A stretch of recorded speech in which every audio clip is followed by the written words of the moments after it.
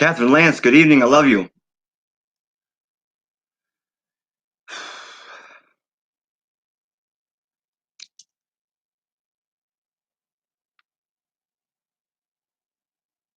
Hey, Debbie Sawyer, good evening. Susan Boehner Miller, good evening. Lucille Rodriguez, good evening. What's going on, everybody? How is everybody doing this Saturday evening? Unscheduled video. I usually don't do videos on the weekends, but you know what? I got an amazing guest coming on tonight. You know, you all know him. You all love him. I hope you love him as much as I do. He's a very inspirational guy. I love him to death. Appreciate everything that he does for the recovery community.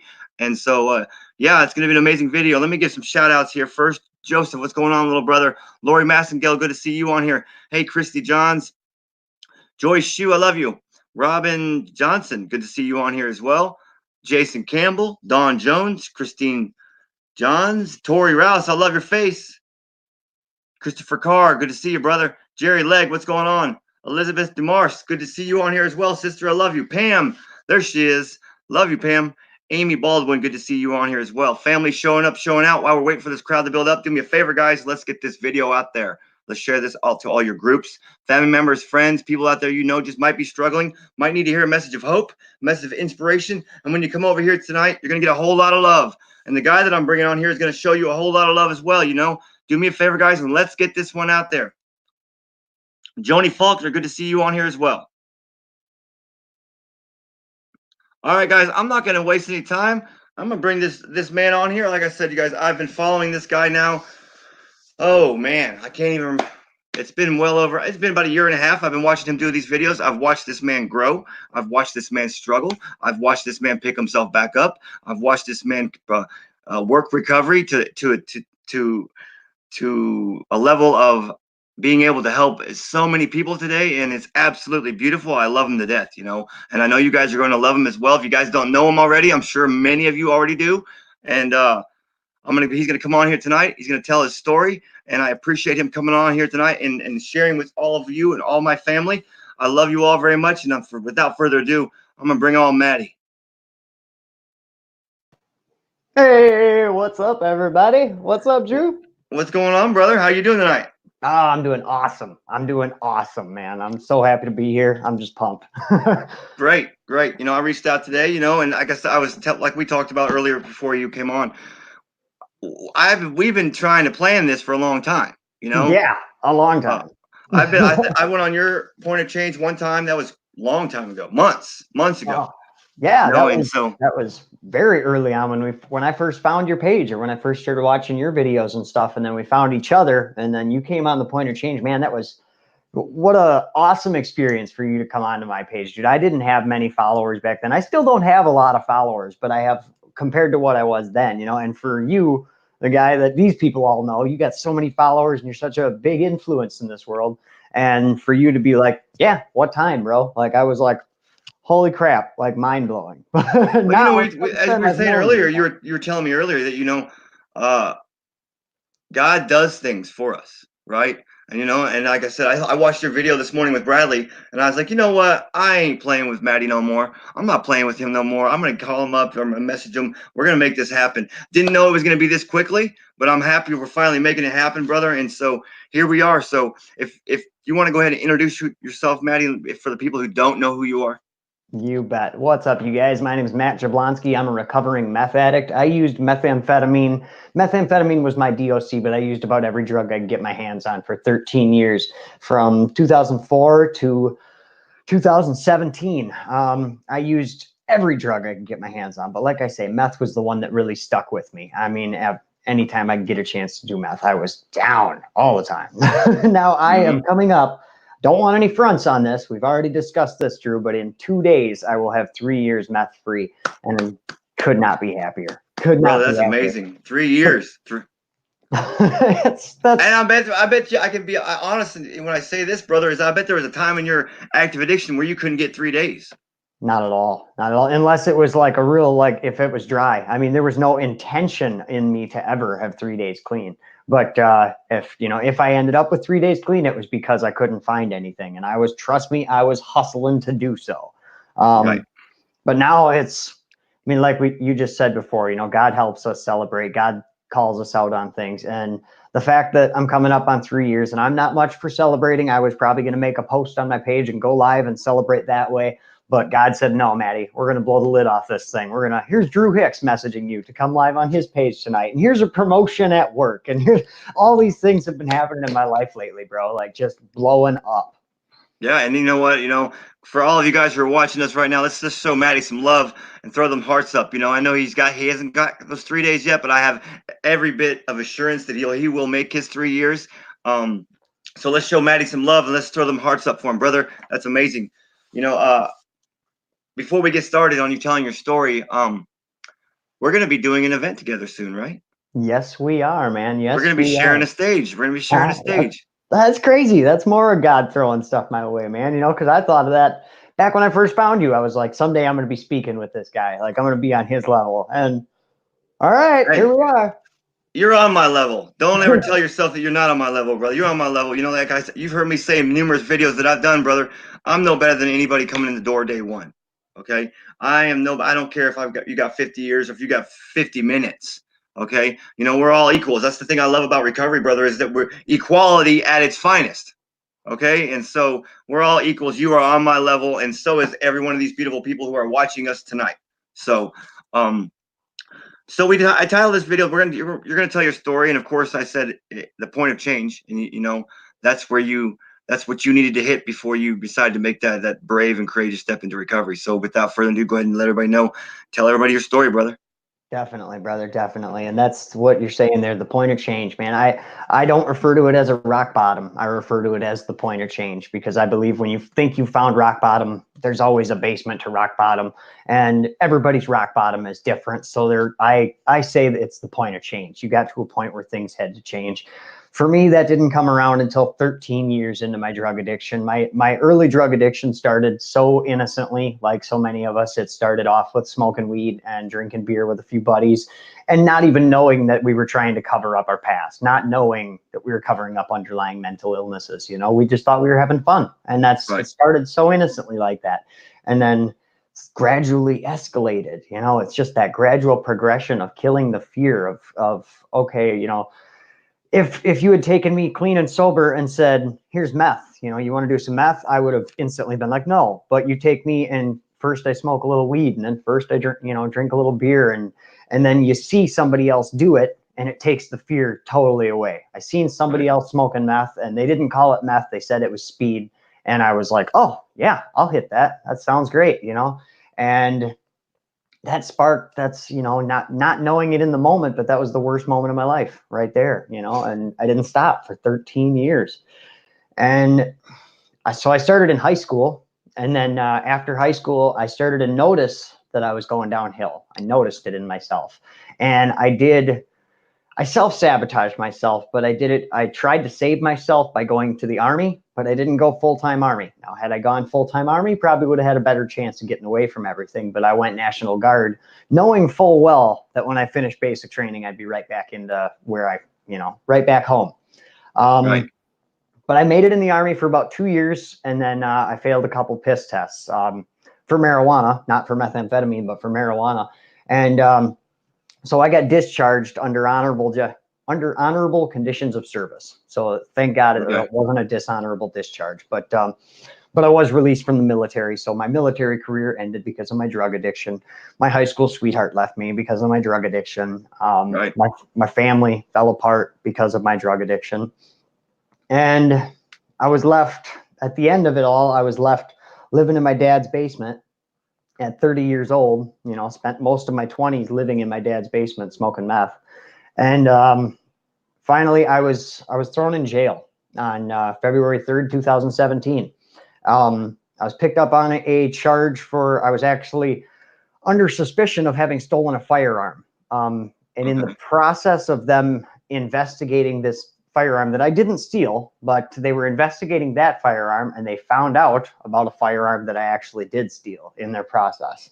And so I ended up going to jail I was revoked off my probation. I was on probation for possession of marijuana and possession of paraphernalia.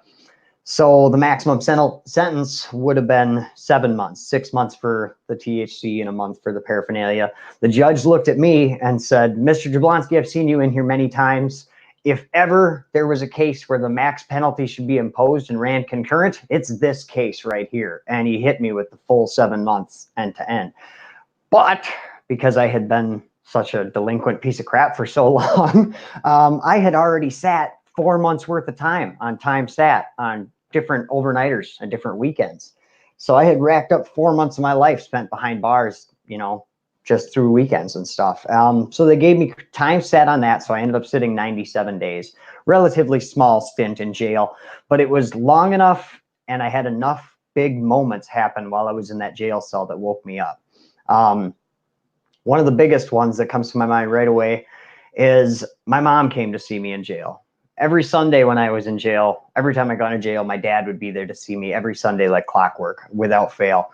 And the one Sunday they woke me up, they're like, Jablonski, you got a visitor? And I'm like, all right, my dad's here, cool. So I go to the visitation room, walk in that room, and it's not my dad on the other side of the glass, it's my mom.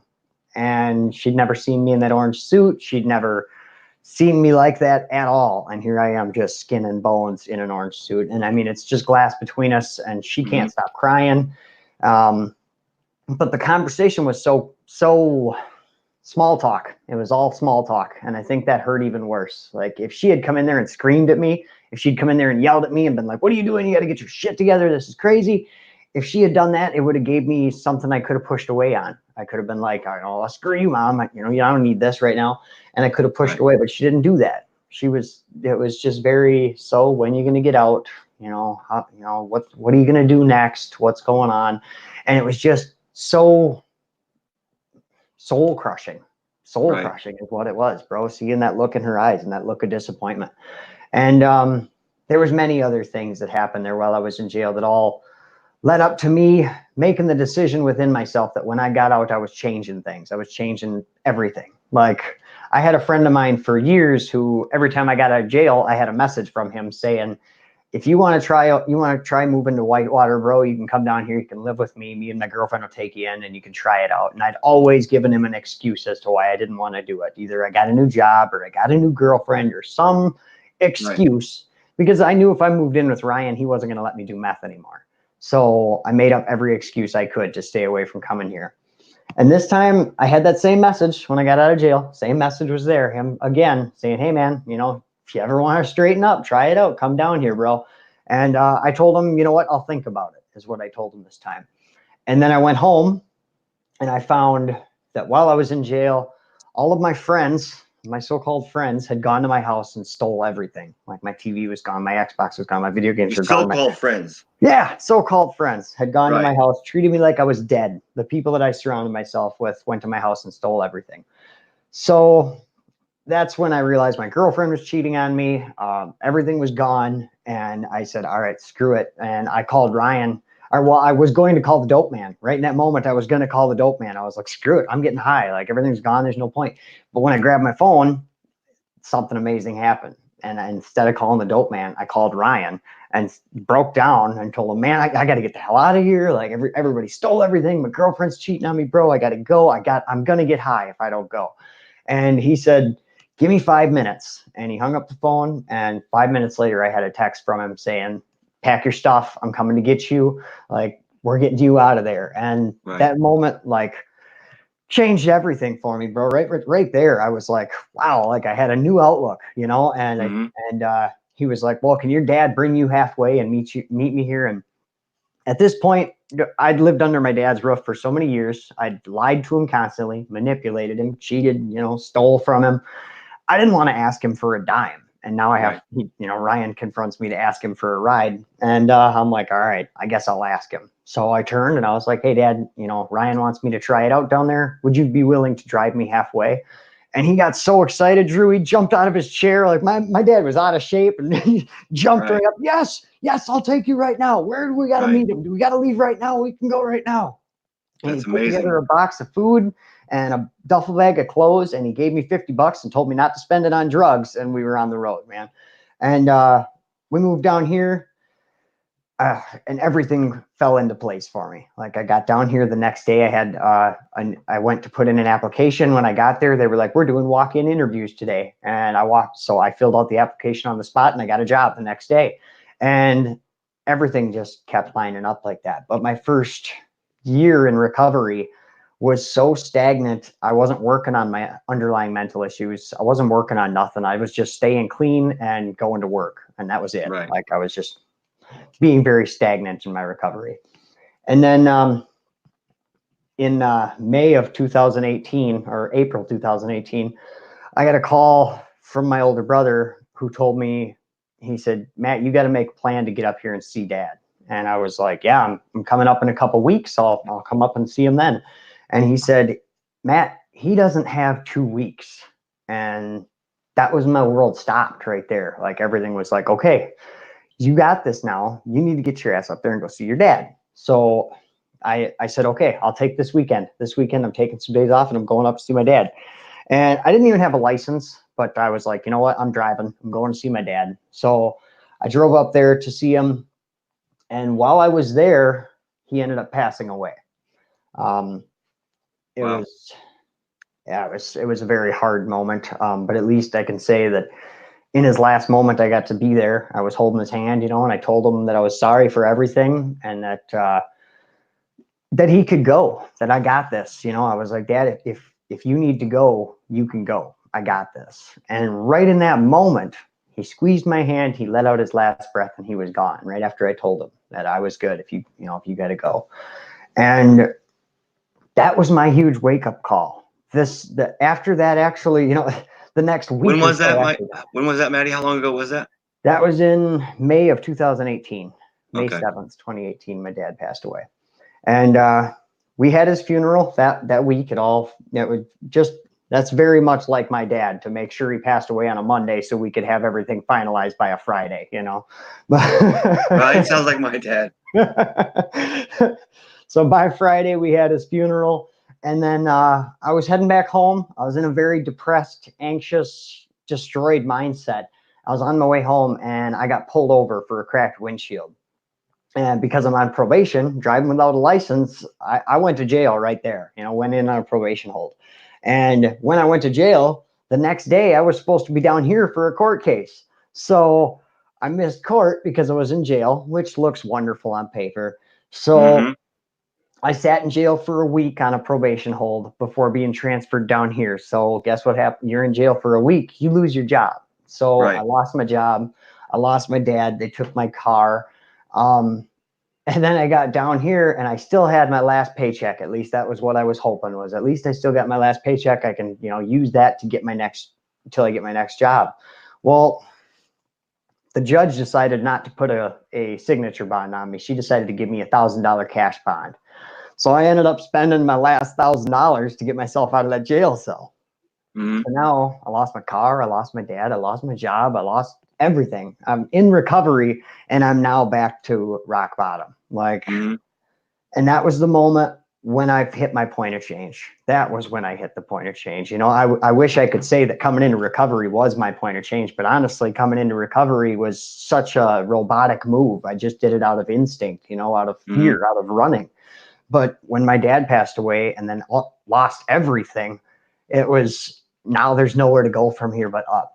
And I had Right. this new mission. I had this new mission in my mind, man, that I wanted more people to have that release that my dad had. I want more people's parents to feel like it's okay, that their kids got this, So that's when I started the point of change. That's when I started helping more people and speaking at schools and trying to help as many people as I can so that their families can have that same release that my family has had, because my recovery has really saved my family. It really has. And Right.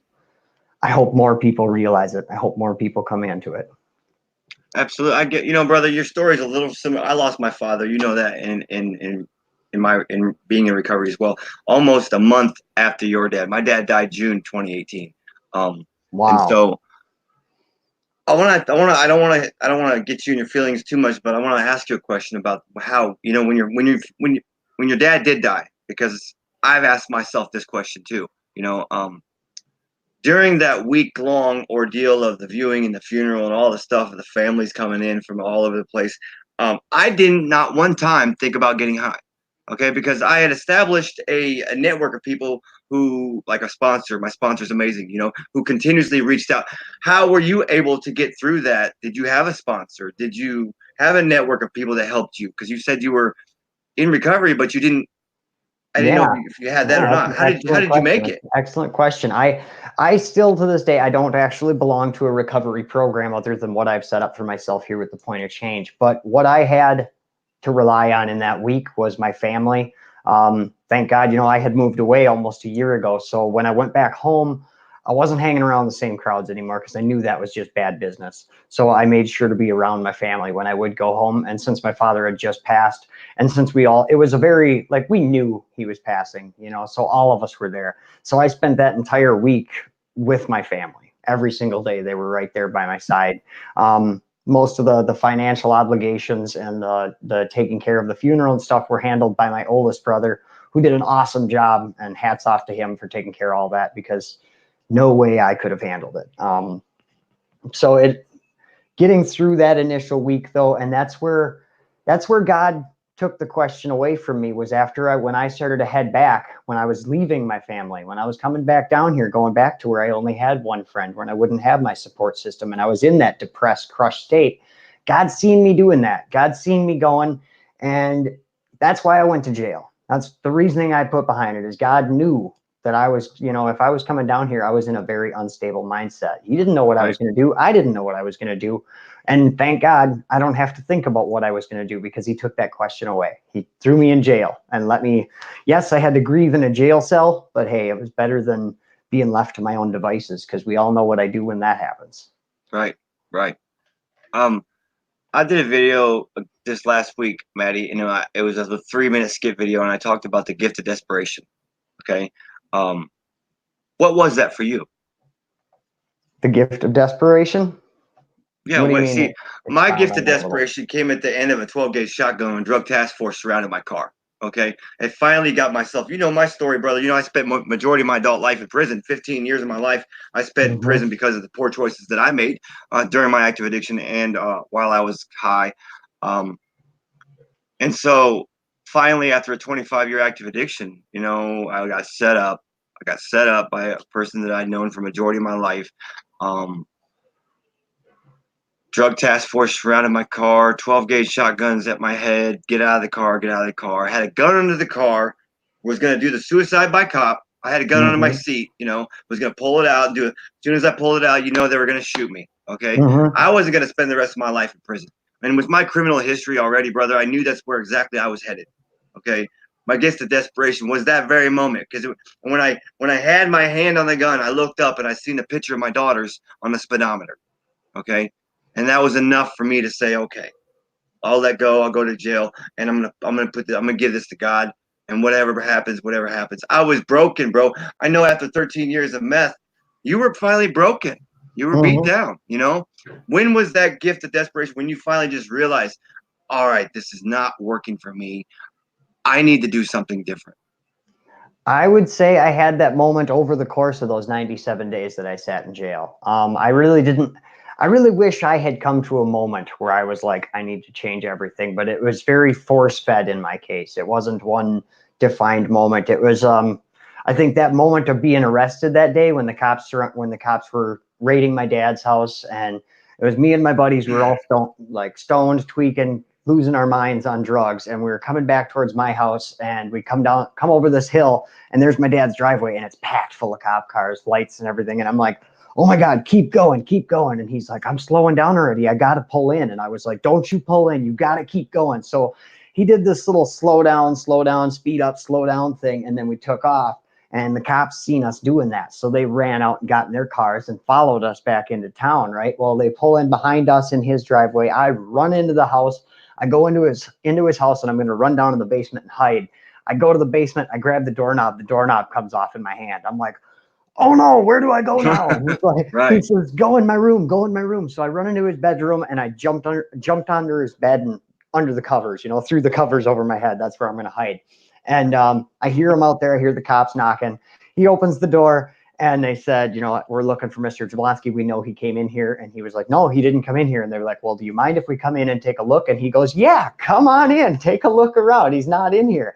So they come walking in, and then his wife is like, I got to get the babies out of here. So she takes the babies because she's all panicking. She's not a criminal. Right. She doesn't know what Right. to do. And she's like, takes them into the room where I am.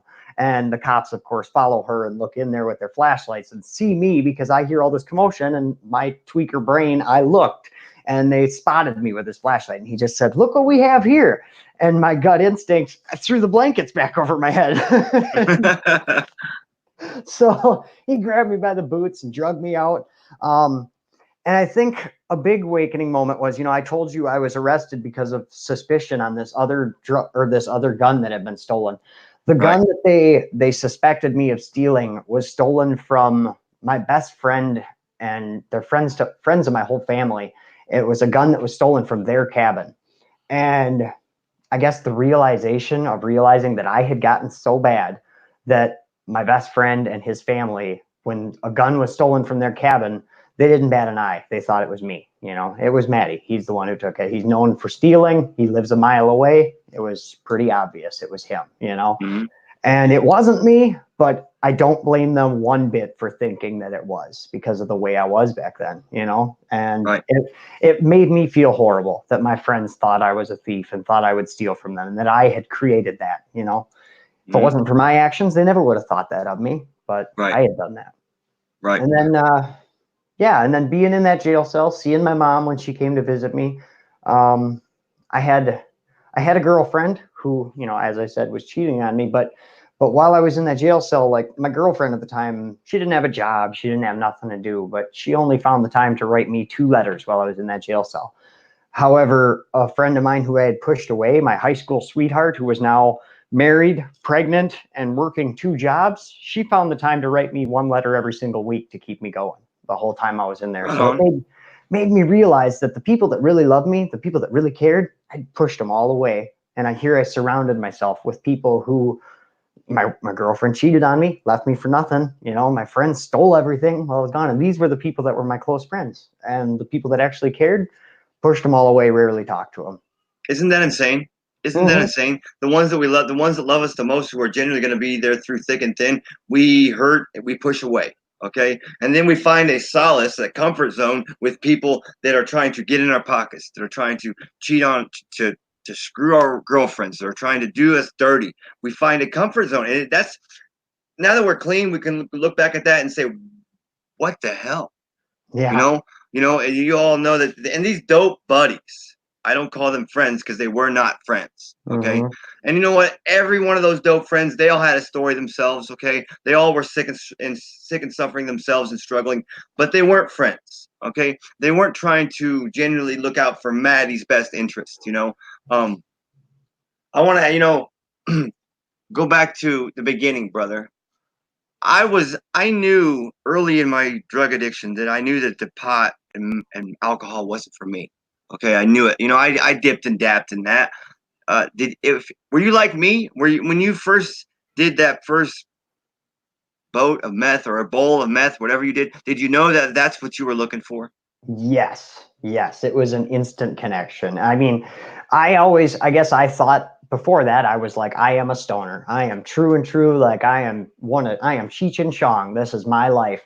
And then the day I found meth, I mean, it was like, wow, like it doesn't make my eyes red. I feel so alert. I have so much energy. I was working at a theater plus in high school. So, I mean, staying up late working at the theater and then going to high school all day, I was always tired. I was always worn out.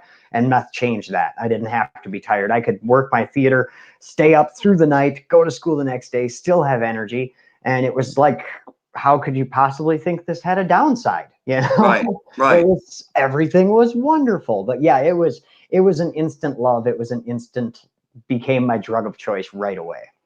Right. And then along the way, that drug went from extremely enjoyable to absolutely miserable. And we crossed that invisible line, brother. We don't even realize when we cross it, but when we cross it, it hits us like a ton of bricks. Okay, because now we're just maintaining It's not even enjoyable. If you're like me, it wasn't even enjoyable for the last 10 years of my active addiction. It was just maintaining because I didn't want to get sick and all this the feelings of withdrawal and all this stuff because I was a meth, coke, and I used heroin to come down because after being on meth, we can be up for 2, 3 weeks at a time. Mm-hmm. And I would do heroin to come down because I couldn't come down. I was that strung out. I was that spun out. And with meth, there's a psychosis involved, as you Mm-hmm. know. I'm gonna want to hit on a little bit about mental illness on this as well. Um, I didn't realize I struggled with any kind of mental illness until I started using meth the way that I was using it. Okay, and then when I came into recovery, I realized that I needed more than just the 12-step fellowship of recovery. Of course, I had already assigned God as my higher power.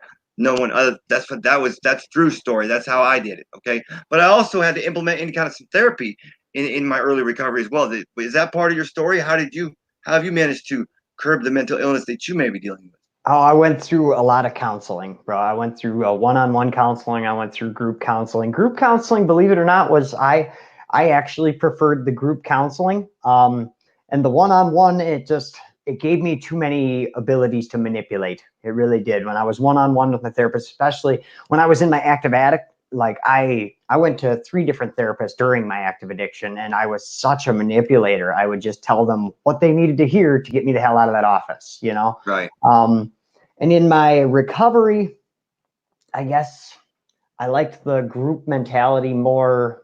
I don't know how to explain it, but I liked the interaction a little more in a group Small setting. groups? Were they like small groups? Like Yeah, yeah. It was okay, a Tuesday night group. It was only me and I think there were 7 other guys in there.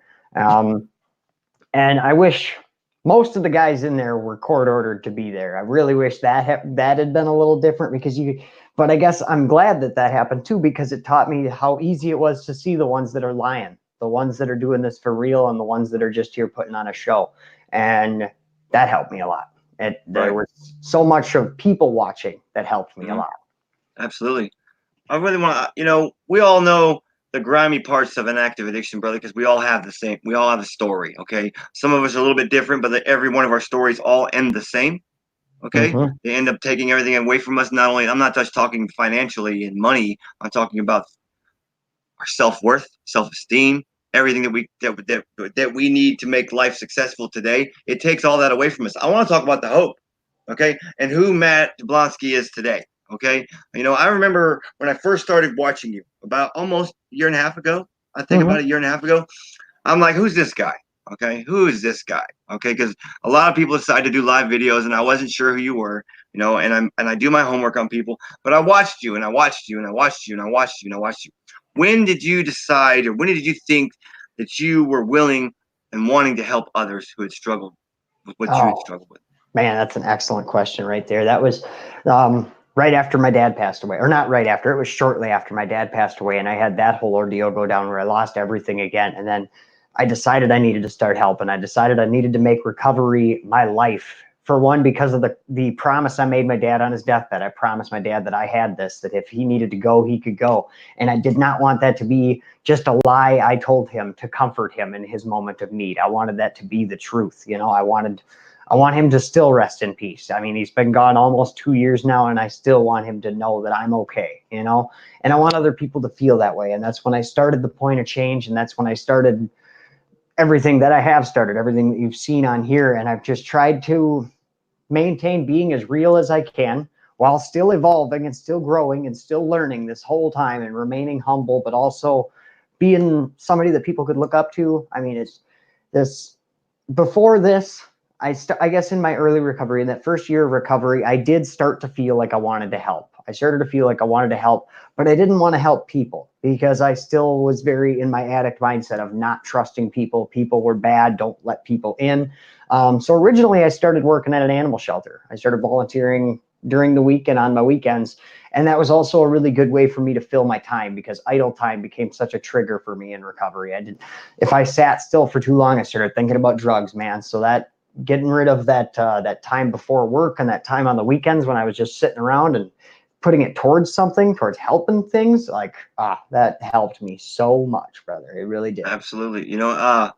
I've been doing this for a while, brother. like I said, I've been doing videos for almost 3 years now. You know, I'm getting ready. Like I said, you getting ready to celebrate 3 years in 2 days. I'm getting ready to celebrate 4 years in 25 days. So, Woo! um, about a year into my recovery, I realized that this is what I wanted to do. Okay, I kind of had my first spiritual awakening about 9 months into me being clean. You know, and it shook me. I was still living at a sober living house because I got clean here in my hometown at a sober living house through drug court. And I was sitting on the porch. I remember sitting on the porch. And I remember it just hit me, and it was like my body shook. It wasn't something I wasn't seizing on the floor or anything, but it was just it was an awakening that I had, and it just it placed a thought in my mind and in my heart. You know, why not you? Why can't you be an example? Okay, and you know what? And because the majority of my life, brother, I wasn't anything. I was the guy that your parents warned you about. Okay, Mm-hmm. I was that guy, you know, and then again I made that guy look bad. Okay, that's who Drew Hicks was. So I've been doing these videos now for almost 3 years, and I've established a vast amount of people who follow me, who look up to me, who love me, who support me, and what I've seen with you in the last year and a half that I've been watching you, I've watched you struggle. Okay. I've watched you struggle and I've watched you pick yourself up. You know, I've watched you cry numerous times in videos. Okay. Mm-hmm. It's because this thing that we call life, it's real. Okay. And when we take away the drugs and the alcohol and we learn to live life on life's terms without that, the bombardment of emotions and feelings, how have you been able to curb your feelings coming into recovery? Because you know, I was told early in my recovery, the best thing about recovery is you get to feel again. But the worst thing about recovery is you get to feel again. Yes. Oh man, isn't that a true statement? Um, Me, it's been actively taking things on head on. Like I don't try to sweep anything under the rug anymore. You know, I have depression, I have anxiety, I have ADHD, I suffer from drug addiction. I'm not trying to sweep those things under the rug and denounce their existence anymore. And I think that was a big reason why they spiraled out of control for me for so many years was because I tried to ignore them. I tried to say I don't have depression. I'm not anxious. I don't know what this is. It's just something else. It's just stomach butterflies. It's fine. And I think a big key and a big helper for me has been understanding that I do have these illnesses, understanding that they are real and that I have to deal with them and giving them my attention and taking care of myself with self-care, eating right, exercise, maintaining a proper social life with work and life balance and family and friends are such a huge crucial part to my recovery. Like I said, I don't belong to a 12-step program or anything, so I don't have a sponsor, but instead I have a best friend who's maintained sobriety for years, and I have my family is so supportive. It's insane. Like my mom went out and got her first tattoo, the support ribbon, in support of Awesome. me. Yeah, my mom and my stepdad both went and got their first tattoos. They got my name tattooed on their arm with the support ribbon. So I have the best support system in the world, and I absolutely love everybody that's got my back. And then this page, also starting the Point of Change has really helped keep me accountable and kept me goal oriented, kept me, with something in mind, some kind of a passion, something to pour myself into. And it's helped me on so many levels, man. It really has. You know, also, I think if you want to tell everybody, not only do you have the point of change, brother, but you're also a certified recovery coach. Is that correct? Not certified, but I am a recovery coach. Are you I'm a recovery coach? working on the certification. I actually put that back on the back burner until I get completely certified. But Okay. I was doing a little more recovery coaching, just working. I wanted the ability to work hands-on with a few people. That's why I originally started offering it was not to be a doctor or anything like that, or try. I was just as a motivational speaker, main thing I could do is plant seeds, and I love planting seeds, but I wanted the opportunity to work a little more hands-on with a few choice clients, to get them a little more extra help than they, if they needed it. And I have at least two successful cases. She doesn't, one of them completely wrote me off and didn't want to talk to me anymore. Of course, I had that case. It happens. And I had another who relapsed and slipped away and stopped talking to me. But I've had two cases now of people that stopped using me as a recovery coach because they got it. They found their own sponsor and they found their own way in this recovery world. And I'm so proud of those people. Amen. Amen. You know, I don't know if you can agree with me here, brother, but I'm going to throw this out there. I've learned that recovery is a discovery. Okay. Uh, Let everybody know. Give me an example of what you've discovered that totally shocked you about Matty since you've been in recovery? Since I've been in recovery, something Yeah, that what have shocked you me about discovered me. about yourself that you just, I mean, because I can give you a handful of things that I never in a million years could have imagined that this was in my brain or this was in Drew to be able to be this guy. Oh, definitely. As far as like that, doing this right here, being on a Right. camera in front of people, I never would have done something like this. And the fact that I'm doing it on Facebook too, I hated Facebook, absolutely hated Facebook. And I think that lends itself to how secretive I was. You know, I didn't want people to know where I was. I didn't want people to know that I was awake at this time. I didn't want any of that. So I would never post on Facebook. I hated Facebook. Now Right. I've used Facebook to build a wonderful platform where I help people, you know, and so I guess the self-confidence has probably been my biggest discovery of myself, is understanding that I am this guy, that I can do this, you know? Mm-hmm. Because for so long, when I was a kid and growing up, I always thought I was ugly. I mean, I'm really short in life. Matty, you're a handsome man. Don't let nobody. Drew Hicks said that on his video. Matty is a handsome man. Let that go on record. Let that Uh, go on record. I'm only 5'4". I've always had, you know, and when I was growing up, I had a horrible self-image of myself, brother. I really did. And coming into recovery has helped me so much with looking at myself and loving myself. Mm-hmm. I mean, that's a huge thing. I think for a lot of us people who are in recovery, brother, is the very our insecurities that we have not only about our physical appearance, but even about how we think. You know, um, I was the addict who kept himself locked behind a bathroom door all night long. I mean, all day long. And then when it got nighttime, that's when Drew made his moves. I was a very standoffish, very quiet person. People think, oh, Drew has a hard time understanding or believing that Drew was ever quiet. But I really, truly, my active addiction, what I've realized going from that guy to the man that I am in today, almost 4 years later, is that I am the total opposite of that. Okay. I've discovered that, I have a voice. Matty has discovered that he has a voice. Okay. When during your recovery, brother, did you realize that, because you mentioned earlier that you had a hard time being around people. Okay. Mhm. When did that get better for you? Because a lot of people who are watching us tonight can probably attest to the same things. They don't like crowds. They don't like to be around people. They have a hard time integrating themselves back into society after being so sick for so long. It's hard to be arms open, welcoming people, so to speak. Definitely can be. Well, the moment that really reestablished my trust with humanity, my love for mankind, was before I started the Point of Change. I joined a few Facebook groups, recovery groups on Facebook, and I was making posts in those. And just, I mean, when I went through kind of like a pink cloud moment with my recovery groups on Facebook, where every day I was in those things and I was posting Mm-hmm. my every freaking move, you know. And I got in this one group where people started to know my name a little bit because I was posting so regularly and I was making uplifting posts and stuff. And I made a post one time. My best friend bought a motorcycle, and when we went to pick up the motorcycle, the guy that he bought it from, his daughter was standing in the window talking with us, and I had horrible meth mouth back then. Like my top teeth were all rotted off, right at the gums, and Mm-hmm. this little girl's talking to me, and as soon as I started to say something to her, her eyes like boop, she locked onto my teeth, you know, and she said, "What happened to your tooths?" And I said, "Well, honey," I said, I was naughty and they ran away." And she said, "They ran away?" I said, "Yeah, they ran away." She said, "Are they going to come back?" I said, "No, hon, they're not coming back." I said, "I got to get all new ones." And I made a post about this in this addiction group and just said, guys, point of this story is stay humble. You know, she didn't know that I was a horrible meth addict. She doesn't know that I'm horribly self-conscious about my teeth. She doesn't know it's going to cost me $5,000 to get my teeth fixed. She just knows that there's a full-grown man talking to her who has less teeth than she does, and she wants answers.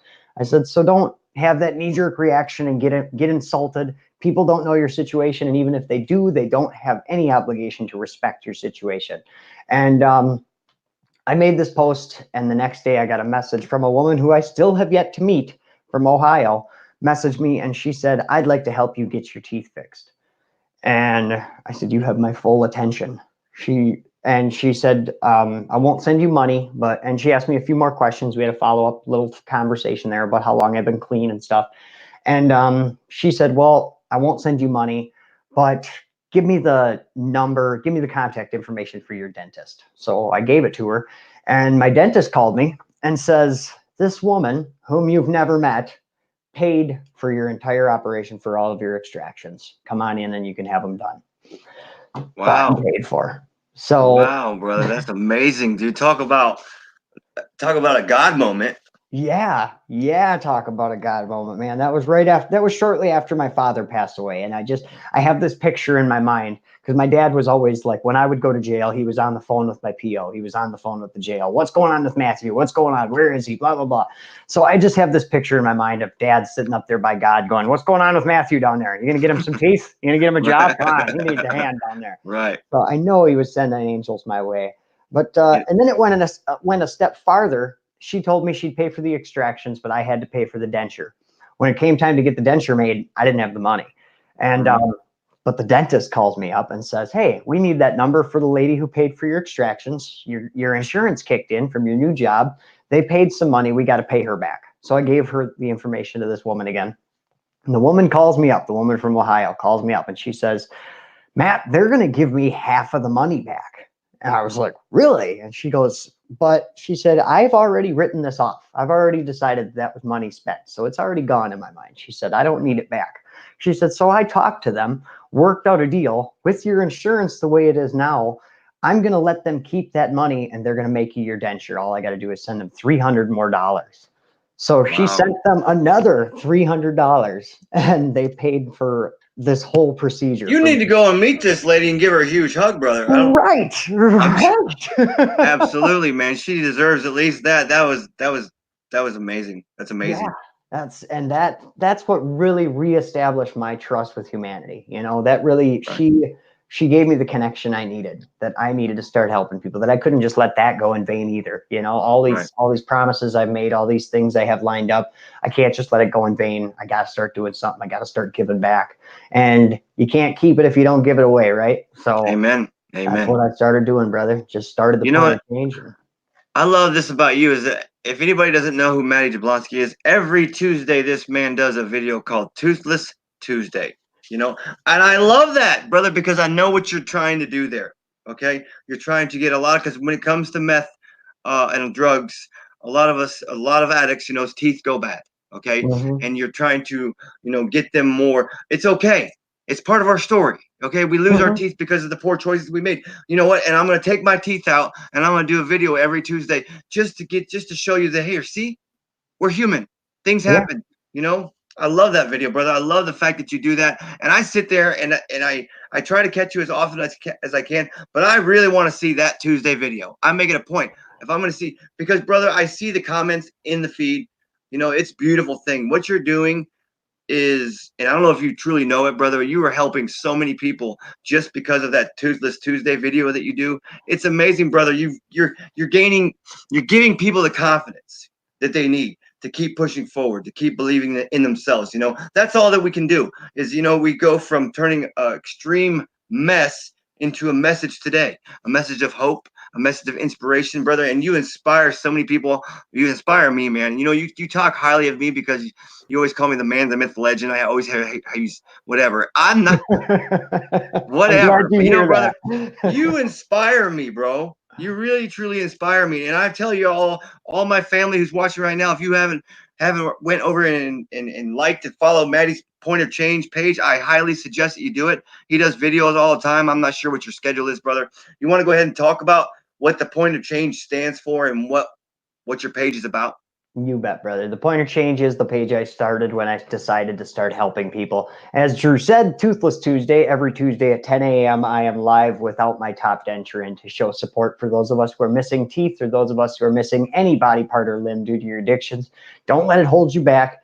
Don't let the fact that you're missing teeth, don't let people telling you you're ugly, you're stupid, you're dumb. None of that is true. We're missing teeth. It's, you know, teeth are temporary and we can Mhm. move on. You can still do awesome things. You can still put your face all over the internet without your teeth in. It's okay. And I have people tell me that, you know, oh, I can't believe you do that. I can't believe you do that. I started the Point of Change before I got my denture. So I started the Point of Change every day was Toothless Tuesday back then.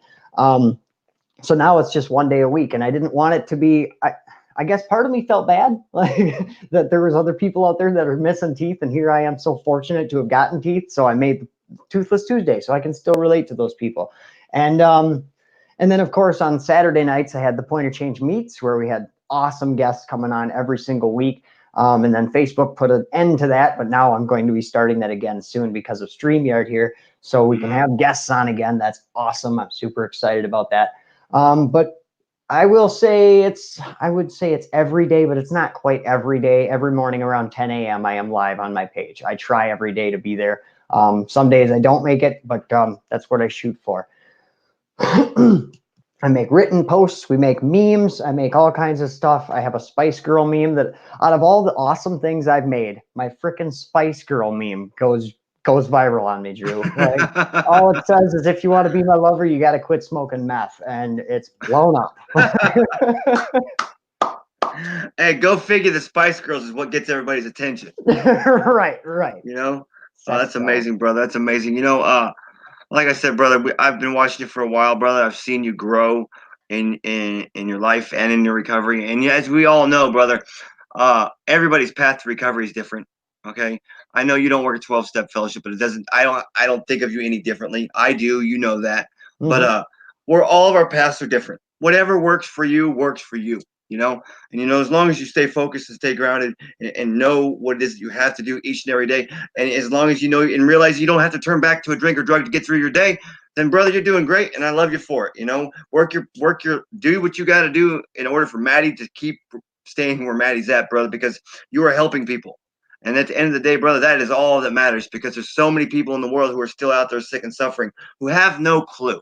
Okay, and you know, their self-worth is less than zero. Okay, they're broken, they're beat down, they're just whooped. You know, they'll come across a Matty video and be like, "Hey, man, look at this guy. And look at his story. If he can do it, why can't I do this?" You know, and that's one thing that we have to do. We have to make it recovery. We got to make it look attractive. We got to make people who are out there in that sick world want what we have. You know, and I watch you, and I've been in recovery longer than you, and I want what Matty has. You know, so I love you for it, brother. I appreciate that, brother. I really do. You know, and it's like what you said there, you know, it doesn't matter what road to recovery you use. I support all roads to recovery. I love 12 steps. I love NA. I love AA. I love Celebrate Recovery. I love MAT. I love all of them. I think they're beautiful ways to go about it. And I definitely am a big advocate for people to please get in a program of some kind. I know I'm doing it on my own. I'm trying to say it is possible, but I don't recommend it. It's been a hell of a walk.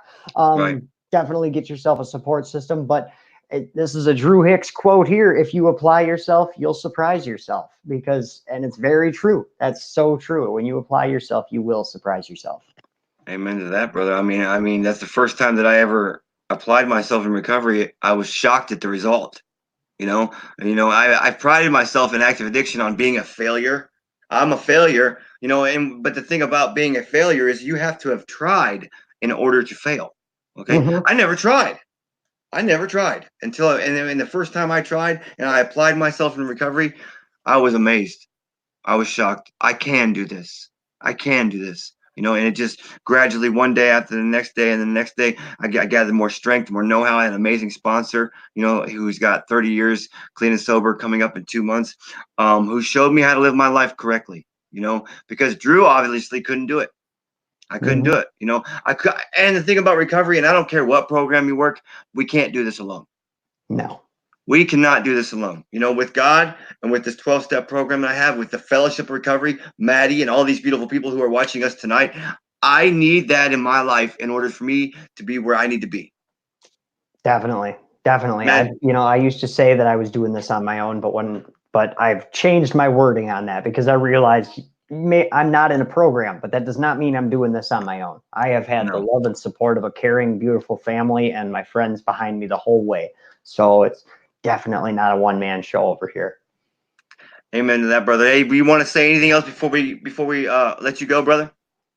Just let you guys know that I'm right over here on facebook.com/thepointerchange. And thank you guys for listening to my story and being an attentive audience. You guys are great. I love the Drew crew. You guys always bring it with the comments and the reactions. You guys are just beautiful. So thank you for having me here, Drew. Thank you for doing what you do. Brothers. Like I said, I appreciate it. Thank you. Yeah, thank you, man. No I problem, know it's been, like I said, it's been long overdue. I'm glad I finally got you over here on my show, on my platform. And you know, I support Matty Jablonski. And if you guys, like I said, if you haven't liked and follow Matty's page, The Point of Change. Go do it tonight. The guy is amazing. He's a blessing, and he's always in a good mood. I always love that about you. You're always laughing. You're always in a good mood because I'm always in a good mood. People, like I said, we talked about this earlier, brother. Is that I'm my videos are very serious, very heartfelt a lot of the times, but I'm a big play baby. As you could tell in a lot of your videos, I'm playing around with the comments. Okay, I enjoy life, and I didn't come into recovery to stay a miserable piece of shit. No. Okay, I didn't. I came over here to enjoy my life, and with each day that God has given me on this earth, moving forward, that's exactly what I do. You know what? And I see that in you as well. You enjoy life today. And you can't hide the fact because when we run across people who aren't happy in their life, it shows. It's the energy that they have, the facial expressions, the body language. It shows. Your body language is all about happiness, joyous, and free. Right on, brother. That's me all the way. I had somebody at work the other day trying to complain to me. A newer guy was complaining to me about how hot it was and how terrible the work was. And I was just kind of smiling. I was like, yeah, I guess that's how it goes. And one of the guys on the line that's worked with me for a while turns and says, you're forgetting one thing. Nothing bothers this man. You can't complain to him. Nothing bothers him. I love it. I love it, man. Like I said, Matty, I thank you for coming over here tonight, brother. I love you. And like I said, I'm going to be coming up there for the people in Wisconsin. I will be sharing a stage with Matty Jablonski on May 16th. There's going to be Higgy's going to be there. Chanda's going to be there. Richie Weber's going to be there. Aaron Spalding. Who am I missing? Chicago Hope Dealers. Chicago Hope Dealers. And then Demon Arts. Himself. Yep. He's going to be on there himself. It's May 16th. If you guys don't know it, it's in, where is it at in Wisconsin? Merrill, Wisconsin at Inked Horizons Tattoo Shop. And Merrill, Wisconsin. I've never been to Wisconsin, I don't think, brother. But you know what? Oh, yeah? I'm going to be coming up there May 16th. Finally, we get to see each other in person, meet each other. Looking forward to it, brother. We can finally get some cuddling done. Finally. Cuddling. Yes, we are getting some cuddling. I'm the big spoon. I'll allow it. All right. Right on, brother. I appreciate you, brother. I love you, man. Keep doing what you're doing, man. I love you, man. Thank you for having me on here. Have a good night, brother. All right.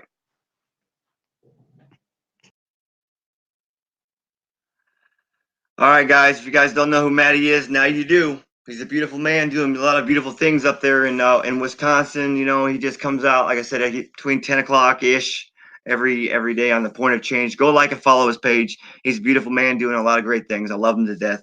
And I genuinely, wholeheartedly support people who are doing things the right way. He's doing them the right way, man. And so go out there and support him.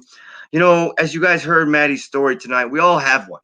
Okay. And some of us are maybe a little bit worse than others. And some of us aren't as gruesome, or we all didn't get to the same lows as each other, but we all have a story and we all have a message. You've heard me say time and time again, go carry the message. You know what? This thing that we call a mouth, this is an outlet. This is what we get all that nasty, grimy stuff that we have deep down inside of us. This is how we get it out. Go out there, you work on yourself first and foremost. That's a given. In early recovery, we have to do the things that we have to do in order for us to get to the place that we need to get. Honest, we all know that. But when your strength is at that point, and when you're able and you're willing, go out there and carry a message. Because I promise you, there's people looking at you today that you are inspiring, that you have no clue. They're looking at you in awe, secretly. And you're doing it, and I'm proud of you. And I can speak for Matty, and I can speak for me, and I can say that we love you all for it. I appreciate you guys all tuning in and listening to me and listening to Matty tell his story. Please go like and follow his page. It is The Point of Change. It's on Facebook. You guys find it. And go support him. I love you all very much. Let me give you guys some shout outs, and I will get out of here and allow you guys to enjoy the rest of your evening. Let me see here. Josh Moore, thank you for being here. Tori Rouse, love you. Anne Marie Lorenz, thank you for being here. Selena Grimes, thank you for being here as well. Bradley Bagwell, I love you, sister. Mary Mayer, love you. Monica Bowman, I love you as well. Debbie, I can never say your last name correctly, Debbie, but I'm talking about you, Debbie. I love you. Angie Sheets, thank you for being here. Hey, Allison France.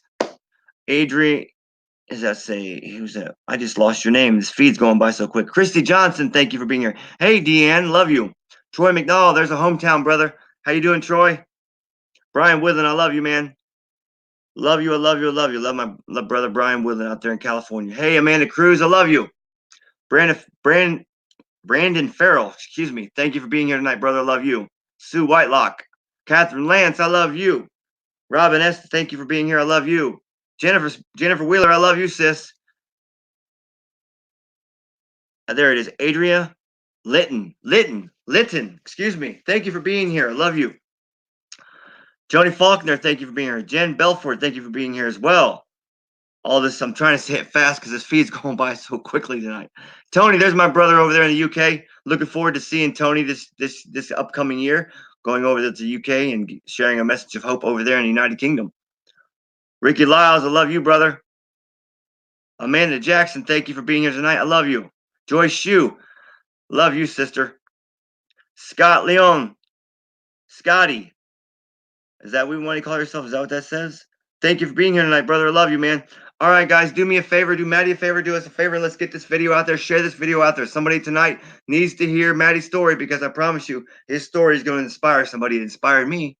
Every time I talk to him, I'm inspired on something that he's saying, something that he's doing. Share this video out. Show the love. And you know what? I love you all so much. I appreciate you guys for tuning in. I shall return, not tomorrow night because we all know it tomorrow night. Tomorrow night's the Super Bowl. Go 49ers. I'm going to support my brother. I'm not a 49er fan. I'm not a Chiefs fan, but my brother's a 49er fan, so I'm going to roll out with my brother's team. Go 49ers. Let's see if they pull out the win.